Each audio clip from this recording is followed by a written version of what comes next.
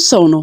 ጸጋና ሰላም ይብዛላችሁ። እንዴት ናችሁ? የሞኝ ዘፈን ሁልጊዜ አበባ ይባላል። እንደተለመደው የሙስሊም ወገኖቻችን የሁልጊዜ አበባዮች ዘፈን ምንድነው? ኢየሱስ ሰው ነው የሚል ነው። በመጀመሪያ ደረጃ ሙስሊም ወገኖቻችን ልታውቁ የሚገባው እስልምናችሁ ሳይመሰረትም በፊት የኢየሱስን ሰውነት በደንብ ጠንቅቀን የምናቅነን። ለማያውቅ ህዝብ አይደለም መታችሁ ኢየሱስ ሰው ነው የምትሉት። እስልምና ሃይማኖት መሐመድ የሚባል አካል ሳይነሳም በፊት በሐዋርያት እሙን የሆነ ትምህርት ነው። ጌታችን ኢየሱስም ራሱን የሰው ልጅ እያለ እየጠራ ያስተማረ እልፍ አላፍ ጥቅሶች አሉ መጽሐፍ ቅዱሳችን ላይ ያለ ነገር ነው፣ የምናምነው ነገር ነው። ግን እኛ ኢየሱስ ሰው ብቻ ነው ብለን አናምንም። ኢየሱስ አምላክም ነው ብለን ነው የምናምነው። ይህ አስቀድሞ የነበረው ፍጥረታትን ሁሉ የፈጠረው አምላክ ከስጋና ከደም ተካፍሎ ሰው ሆነ ብለን ነው የምናምነው። ይሄ መጽሐፍ ቅዱሳዊ የሆነ ትምህርታችን ነው። ሐዋርያው ቅዱስ ጳውሎስ እንደተናገረው በዕብራውያን መልእክቱ ምዕራፍ 2:14 ጀምሮ እንግዲህ ልጆቹ በስጋና በደም ስለሚካፈሉ እርሱ ደግሞ በሞት ላይ ስልጣን ያለውን በሞት እንዲሽር ይሄውም ዲያብሎስ ነው፣ በህይወታቸው ሁሉ ስለ ሞት ፍርሃት በባርነት ይታሰሩ የነበሩትን ሁሉ ነፃ እንዲያወጣ ምን አለ? በስጋና በደም እንዲሁ ተካፈለ። ምኖችን ነፃ እንዲያወጣ? በሞት ፍርሃት ውስጥ በባርነት ውስጥ በኃጢአት ውስጥ ያሉትን ነፃ እንዲያወጣ ምን ሆነ? ሰው ሆነ፣ በስጋና በደም ተካፈለ። የአብርሃምን ዘር ይዟል እንጂ የያዘ የመላእክትን አይደለም ብሎ ይነግረናል ቅዱስ ጳውሎስ። ስለዚህ ይህ አስቀድሞ በመለኮት የነበረው አምላክ ብቸኛ መለኮት የነበረው አምላክ ከስጋና ከደም ተካፈለ እያለ መጽሐፍ ቅዱሳችን ይነግረናል። ስለዚህ እኛ የኢየሱስን ሰውነት አልካድንም። ይህ አስቀድሞ የነበረው መለኮት ስጋን ተዋህዶ ሰው ሆኗል ብለን እናምናለን። ለዛ ነው አሁንም ቆላሴስ ምዕራፍ 2:9 ላይ በእርሱ የመለኮት ሙላት ሁሉ በሰውነቱ ተገልጦ ይኖራል የሚለን። ስለዚህ ኢየሱስ ክርስቶስ ሰው ብቻ አይደለም አምላክም ነው። በእርሱ የመለኮት ሙላት ሁሉ በሰውነቱ ምን ብሎ ይኖራል? ተገልጦ ይኖራል። ስለዚህ ጌታችን ኢየሱስ መለኮት ያልተለየው ሰው ነው ማለት ነው። ስለዚህ አምላክም ሰውም ነው እየነገርናችሁ ነው። ለምንድን ነው ሰው የሆነው ስንል በኃጢአት ውስጥ ወድቀን የነበርነውን እኛን ሰዎችን ለማዳን ሰው ሆነ ብለን እናምናለን እንጂ እርሱ ሰው ብቻ ነው ብለን አናምንም። ኦኬ፣ ሰው ብቻ ነው ብለን አናምንም። ስለዚህ ሙስሊም ወገኖቻችን መታችሁ ሰው ነው ስትሉን እኛ ሰውነቱን መች ካድን?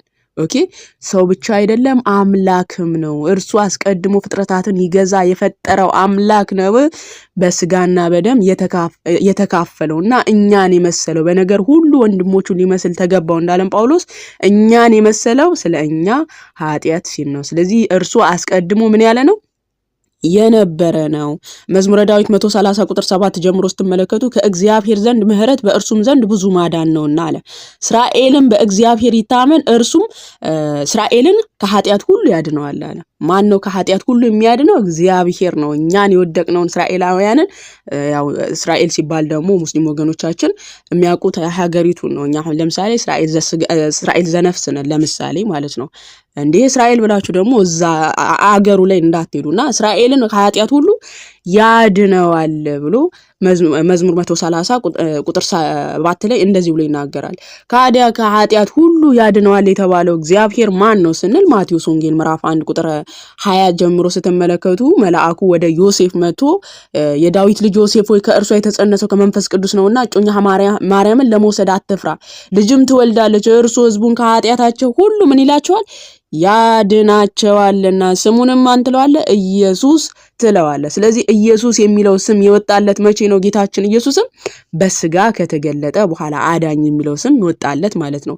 እርሱ አስቀድሞ በመዝሙር 130 ላይ እስራኤልን ከኃጢአት የሚያድነው ማን ነው ተብሏል? እግዚአብሔር ነው በስጋ የሚገለጠው። ስለዚህ ያ እግዚአብሔር ስለሆነ በስጋ የተገለጠው ህዝቡን ሁሉ ከኃጢአታቸው ያድናቸዋል። የሚወለደው ልጅ ህዝቡን ከኃጢአታቸው ያድናቸዋል ብሎ መልአኩም ሲያበስር እንመለከታለን። እንግዲህ ከኃጢአታቸው የሚያድናቸው እግዚአብሔር ነው ተብሏል። ከእግዚአብሔር ውጭ ደግሞ መድኃኒት የለም እንደሚታወቀው። ትንቢተ ሆሴዕ ምዕራፍ 13:4 ላይ ከተመለከታችሁ እኔ ግን ከግብጽ ምድር ጀምሬ አምላክ እግዚአብሔር ነኝ፣ ከእኔም በቀር ሌላ አምላክ አታውቅም፣ ከእኔም በቀር መድኃኒት የለም ብሏል። ስለዚህ ከእርሱ ውጪ መድኃኒት የለም። ያ እግዚአብሔር መድኃኒት ሆኜ ያድናቸዋለሁ ህዝቡን ከኃጢአት ያድናቸዋል የተባለለት እግዚአብሔር ስለሆነ በስጋ የተገለጠው መልአኩም ለዮሴፍ መጥቶ ምን አለው? ህዝቡን ሁሉ ከኃጢአታቸው ያድናቸዋል አለ። ስለዚህ ያ በብሉይ ኪዳን መድኃኒት ይሆንላቸዋል የተባለው አምላከ ያህዌ ነው በስጋ ተገልጦ መድኃኒት የሆነን ህዝቡን ሁሉ ከኃጢአት ያዳነው ማለት ነው። ለዛ ነው ሐዋርያው ቅዱስ ጳውሎስ ቲቶ ምዕራፍ 2 ቁጥር 11 ጀምሮ ሲናገር ሰዎችን ሁሉ የሚያድን የእግዚአብሔር ጸጋ ተገልጧልና አለ። ይህም ጸጋ ኃጢአተኝነትና ዓለማዊ ምኞትን ክደን የተባረከውን ተስፋችን እርሱም የታላቁ የአምላካችንና የመድኃኒታችን የኢየሱስ ክርስቶስን ክብር መገለጥ እየጠበቅን ራሳችንን በመግዛትና በጽድቅ እግዚአብሔርንም በመምሰል በአሁኑ ዘመን እንድንኖር ያስተምረናል። መድኃኒታችንንም አስተውሉ። መድኃኒታችንም ከአመጽ ሁሉ እንዲቤዠን መልካሙን ለማድረግ የሚቀናውን ገንዘቡ የሚሆነውን ህዝብ ለራሱ እንዲያነጻ ስለኛ ነፍሱ ምን ብሏል ሰጥቷልና። ሆሴዕ 13 ቁጥር 4 ላይ ማን ነው መድኃኒት ተብሏል? እግዚአብሔር። ከሱ ውጪ መድኃኒት የለም ተብሏል። ያ ከኔ ውጪ መድኃኒት የለም ያለው አምላክ ስለሆነ በስጋ የተገለጠው ምን ተባለ? የታላቁ የአምላካችንና የመድኃኒታችን ተባለ። ያ በነቢያት ላይ ሲናገር የነበረው ከኔ ውጪ መድኃኒት የለም ብሎ ሲናገር የነበረው አምላክ ስለሆነ በስጋ የተገለጠው ታላቁ አምላካችንና መድኃኒታችን ተብሎ ተገለጸ። መድኃኒታችን ከአመጽም ሁሉ እንዲቤዠን መልካሙን ለማድረግ የሚቀናውን ገንዘቡ የሚሆነውን ህዝብ ለራሱ እንዲያነጻ ስለኛ ምን ብሏል? ነፍሱን አሳልፎ ሰጥቷል አለ። ስለዚህ መድኃኒታችን የሆነው ያ አምላከ ያህዌ በትንቢተ ሆሴዕ ምዕራፍ 13 ቁጥር 4 ላይ ከኔ በቀር መድኃኒት የለም ያለው አምላክ ነው በስጋ የተገለጠው። እርሱ አስቀድሞ የነበረ በቅድምና የነበረ አምላክ ነው። ቅዱስ ጎርጎርዮስ ሃይማኖተ አበው ምዕራፍ 35 ቁጥር 22 ጀምሮ ስትመለከቱ እንዲህ ይላል ከዘመን አስቀድሞ በቅድምና የነበረ ዛሬ ሰው የሆነ አምላክ ይህ ነው አለ። እርሱም መለኮቱ ከትስብእቱ ትስብእቱ ከመለኮት ሳይለይ ለዘላለም ይኖራል። ለዘላለም ምን ይላል? ይኖራል። እርሱ አንድ ብቻ ነው። እርሱ ማ ብቻ ነው? አንድ ብቻ ነው። ልክ ቅዱስ ጳውሎስ እንደነገረን ኤፌሶን ምዕራፍ 4 ቁጥር 10 ላይ ይህ የወረደው ሁሉን ይሞላ ዘንድ ከሰማያት ሁሉ በላይ የወጣው ደግሞ ያው ነው እንዳለን እርሱ ማን ነው አለን? እርሱ አንድ ብቻ ነው። ከሰማይ የወረደው ነው፣ ወደ ሰማይ የወጣው አንድ ብቻ ነው። በዚያ ወራት ከአብርሃም ስጋን ይዋሃድ ዘንድ ወደደ። ይህ ልጄን ሲራብ ሲጠማ ሲተኛ ሲደክም ሲወጣ ሲወርድ ወይም ሲገረፍ በችንካር ሲቸነከር ወይም በፍቃዱ ሲሞት እንደ ሙታንም በመቃብር ሲጠብቁ ብታየው እነዚህን የስጋ ብቻ አድርጋ አታስብ። ይህ ልጄን የታመሙትን ሲያድን ለምጽ የያዛቸውን በቃሉ ሲያነጻ ጭቃ ቀብቶ አይን ሲሰራ ሁለተኛ መልክ በፍቃዱ ሲፈጥር ብታየው 5 እንጀራ አበርክቶ ለ5000 ሰው ሲያጠግብ ማዕበሉን ነገድ እስከ ሰማይ የተነሳውን ጥልቁን ባህር በመገሰጽ ጸጥ ሲያደርገው በምድር ላይ እንደሚሄድ በእግሩ ውሃውን እየረገጠ ሲሄድ ተራሮች ሲሰግዱለት አጋንንትም ሲታዘዙለት እንደ ባሮችም ሲያዛቸው ብታየው ይህ ለመለኮት ብቻ ሰጠ አትናገር ይላል። ኦኬ መላእክት ሲሰግዱለት ብታይ መላእክት የሰገዱት ለመለኮት ብቻ ነው ለስጋው አልሰገዱም ብለ አትለይ። ምክንያቱ ሲባል እንግዲህ መላእክት የሚሰግዱት ለእግዚአብሔር ለአምላክ ብቻ ነው። መጽሐፈ ነህምያ ምዕራፍ 9 ቁጥር 6 ላይ የሰማይ መናፍስት ለአንተ ብቻ ይሰግዳሉ ነው የተባለው።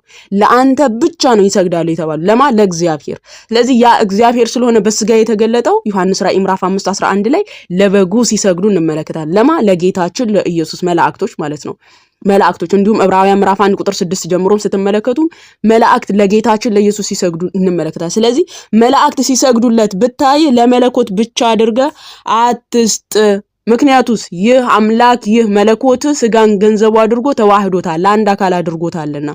ስለዚህ ክርስቶስ ኢየሱስ ሰው ብቻ አይደለም አምላክም ነው እና ሙስሊም ወገኖቻችን መለኮትነቱን ይነጥሉና ሰውነቱን ብቻ ይዘው ሰው ነው ይሉናል። እኛ ሰው ብቻ ነው ብለን አናምንም። መለኮትም ነው አምላክም ነው ሰውም ነው እያል ነው ምናምነውና ኢየሱስ ሰው ነው ስትሉን እንደውም ማናምነውን ትምህርት እያመጣችሁ ምንነግሩን ይመስል የሞኝ ዘፈን ሁልጊዜ አበባ እንደተባለው ሁልጊዜ ባትዘፍኑት እንደው ብትሻሻሉ መልካም ነው በሚል ነው። ጸጋና ሰላም ይብዛላችሁ።